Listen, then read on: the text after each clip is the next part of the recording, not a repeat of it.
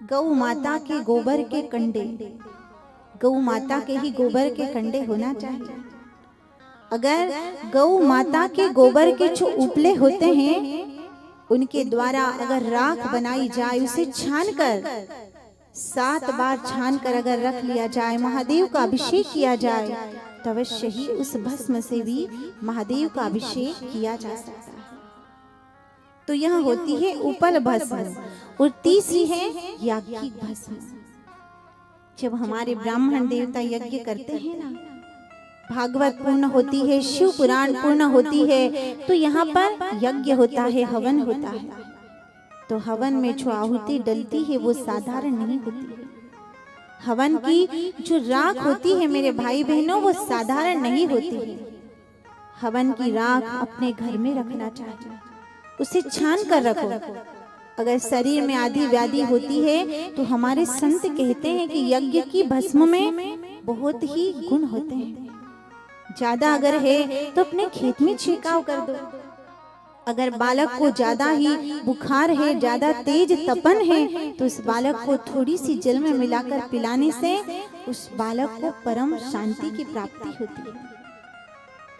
तो ये भस्म हम कहाँ ढूंढने जाएंगे, कहाँ काशी का दर्शन करते हुए और कहाँ भ्रमण करेंगे। हमारे संतों ने सीधा उपाय बताया कि अगर महादेव की भस्म तुम्हें चाहिए तो तुम अपने घर में निर्माण कर सकते हो।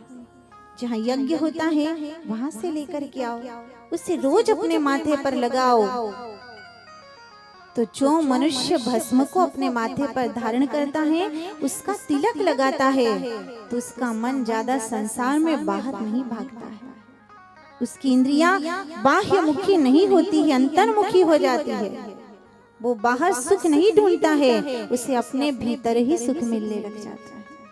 वो स्वयं में ही सुख ढूंढ लेता है।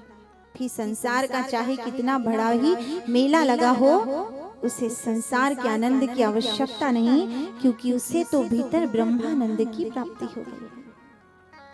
और मेरे भाई बहनों, मनुष्य बाहर सुख की बहुत खोज करता है कि मुझे बाहर सुख मिल जाए, लोगों में सुख मिल जाए, अड़ोसी पड़ोसी में सुख मिल जाए, गांव में सुख मिल जाए। पर ये सुख केवल दिखाई देता है। संसार में सुख केवल दिखता है पर मिलता नहीं है। यह केवल एक छलावा है। जैसे कभी कभी अंधेरे में ऐसा लगता है ना कि ये रस्सी नहीं, ये सर्प है। हमें आभास हो जाता है कि ये रस्सी नहीं, ये तो सांप है। पर जब पास जाकर देखा तो ये तो रस्सी होती है। जैसे गर्मी के दिनों में हम चलते हैं तो चलते चलते सड़क पर ऐसा लगता है कि यहाँ पर अवश्य ही कोई जल है आगे। अब हम आगे बढ़े तो वहाँ कोई जल नहीं है। तो इसी